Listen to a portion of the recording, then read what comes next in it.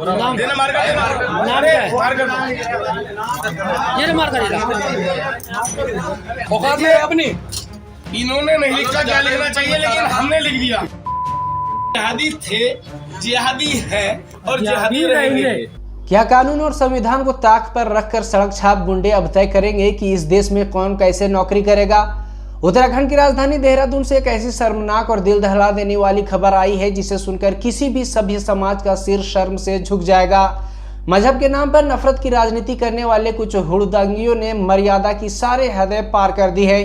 एक शोरूम के अंदर घुसकर सरेआम जो तमाशा किया गया, आज उसकी एक एक सच्चाई आपके सामने रखेंगे और पूछेंगे वो तीखे सवाल जिससे नफरत के इन ठेकेदारों के चेहरे बेनकाब हो जाएंगे। पहले पूरा मामला बिल्कुल साफ साफ समझ लीजिए कि आखिर हुआ क्या है। मामला देहरादून के पलटन बाजार में स्थित मेट्रो शू स्टोर का है, जहां बजरंग दल के कुछ कार्यकर्ता अचानक स्टोर के अंदर घुस आते हैं। आपत्ति किस बात पर थी?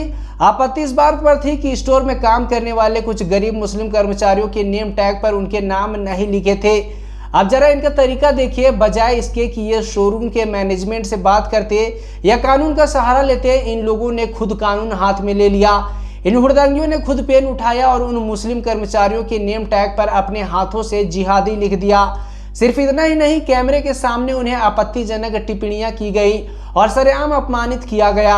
और सबसे बड़ी विडंबना देखिए, जिस समय यह सब हो रहा था शोरूम में मौजूद लोग और मैनेजमेंट मूक दर्शक बने रहे। किसी में इन गुंडों को रोकने की हिम्मत नहीं हुई। अब मेरा सीधा सवाल इन नफरत के सौदागरों से है, आखिर तुम लोग होते कौन हो बे? तुम्हें यह किसने दिया कि तुम किसी भी कार्यस्थल पर जाकर गुंडागर्दी करो? दिन रात धर्म और संस्कृति का चोला पहनकर घूमने वाले इन लोगों की असलियत यही है।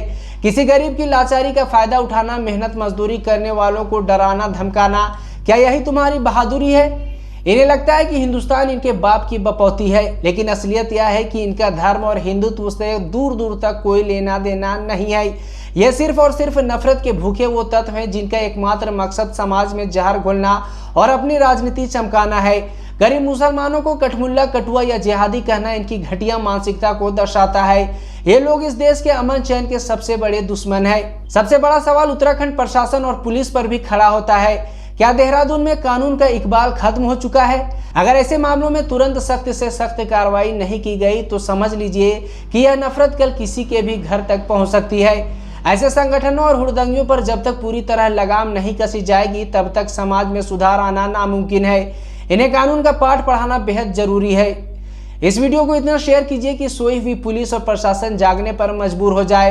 इन नफरती तत्वों पर क्या कार्रवाई होनी चाहिए, अपनी राय कमेंट बॉक्स में जरूर लिखें।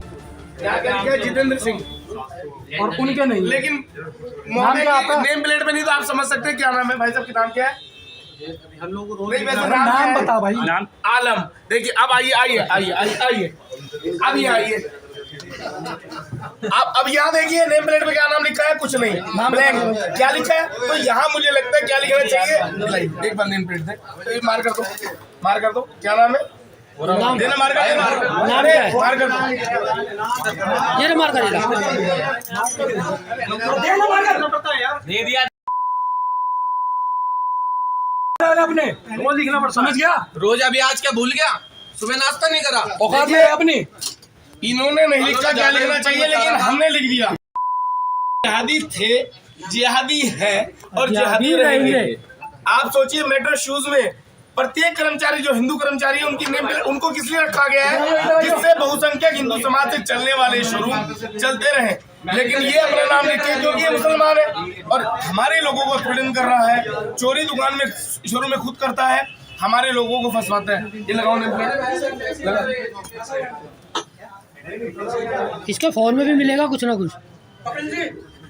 फोन तो में मेरा अभी इसके खिलाफ लिखवाते हैं, पुलिस को बुलाएंगे, जांच करेंगे। पुलिस अपना आप चेक कर लेगी। फोन लिखो लिखो, कोई बेल नहीं करी हुई। अब ठीक है, अब मिटना नहीं चाहिए ये। अच्छा भाई साहब, आपके भी नेम प्लेट नहीं लगी हुई है? हाँ। अरे मैं अभी आया था, हम लोग अरे परमानेंट मार कर रहे हैं यार।